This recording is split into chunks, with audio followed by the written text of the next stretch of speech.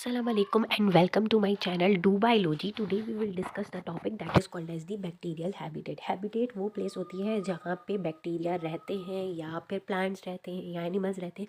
कोई भी जगह जहाँ पे कोई भी रहता है वो उसका हैबिटेट कहलाता है। तो बैक्टीरिया की हैबिटेट के बारे में बात करते हैं। अर्थ के अंदर जो है वो प्रेजेंट होते हैं, सॉइल के अंदर भी होते हैं, वाटर में भी, प्लांट्स में भी, एनिमल्स में भी, रेडियो एक्टिव वेस्ट में भी आपको मिलेंगे।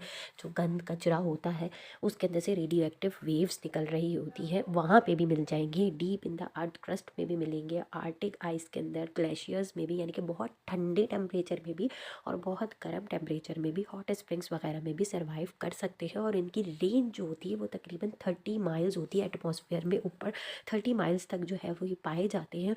और 10,000 मीटर डीप वाटर के अंदर भी ये पाए जाते हैं। फिर उन्होंने कहा कि ये ग्राम ऑफ सॉइल जो है, एक ग्राम अगर आप सॉइल का लें उसके अंदर तकरीबन 40 मिलियन बैक्टीरियल सेल्स आपको नज़र आएंगे। और अगर आप 1 मिलीलीटर लेते हैं फ्रेश वाटर का तो उसके अंदर भी आपको 1 मिलियन बैक्टीरियल सेल्स जो है वो तकरीबन नज़र आएंगे। और ये जो अर्थ है ये तकरीबन 5 मिलियन बैक्टीरिया कंटेन कर चुकी है अब तक, और इसके अंदर पाए जाते हैं इतने सारे बैक्टीरिया। और much of the earth biomass is thought to be made up of bacteria. और कह रही है जो अर्थ का इतना सारा बायोमास है वो भी जो है वो बैक्टीरिया से मिलके बना हुआ है। तो दिस डिस्ट्रीब्यूशन ऑल्सो इंश्योर्स और evidence that bacterial colonization and endurance develops due to the extreme environment when the earth is form. और इससे पता चल रहा है कि जो बैक्टीरिया की कॉलोनीज़ फॉर्म हो रही हैं और बैक्टीरिया के अंदर इतनी इंड्योरेंस है कि वो बहुत हाई टेम्परेचर में भी रह जाता है, बहुत लो टेम्परेचर में भी रह जाता है और एक्सट्रीम एनवायरनमेंट में भी सर्वाइव कर जाता है।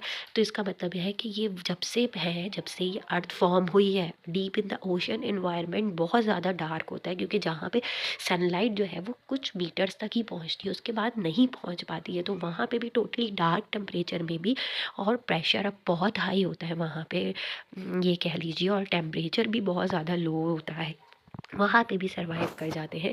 और इन्होंने कहा कि ये एरियाज़ जहाँ पे ये सर्वाइव कर रहे हैं वहाँ पे कुछ ऐसे बैक्टीरियाज़ भी हैं जो वहाँ पे रहते हैं जहाँ पे ऑक्सीडाइजिंग सल्फ़र की क्वांटिटी ज़्यादा होती है और वो इनसाइड द अर्थ जो है वो भी पाए जाते हैं।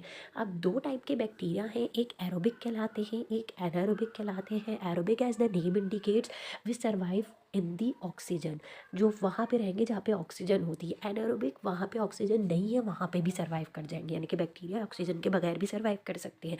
They produce carbon dioxide and water, जो ऑक्सीजन में रहेंगे जाहिर सी बात है ऑक्सीजन को इनटेक करेंगे तो कार्बन डाइऑक्साइड और वाटर रिलीज आउट करेंगे। लेकिन जो एनारोबिक होंगे वो जो है वो कार्बन डाइऑक्साइड रिलीज़ करेंगे, इथेनॉल या लैक्टिक एसिड रिलीज़ आउट करेंगे। जो एरोबिक होंगे वो soil, water and open surfaces में रहेंगे क्योंकि ताकि उनको ऑक्सीजन मिलती रहे।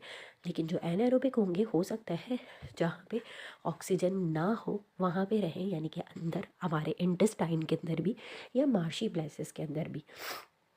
और जो एरोबिक होते हैं वो ज़्यादा एनर्जी प्रोड्यूस करते हैं, लैक्टोबैसिलस या मायोबैक्टीरियम इसकी एग्जांपल है। और जो है एनारोबिक वो कम एनर्जी प्रोड्यूस करते हैं और इनके अंदर क्लोस्ट्रीडियम या ईकोलाई वगैरह आ जाते हैं जो हमारी बॉडी में भी रहते हैं।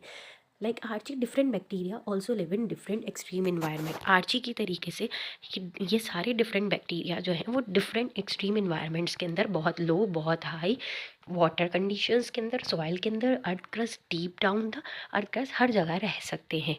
तो that's it for today. In next class we will discuss the major groups of bacteria. Thank you and अल्लाह हाफिज़।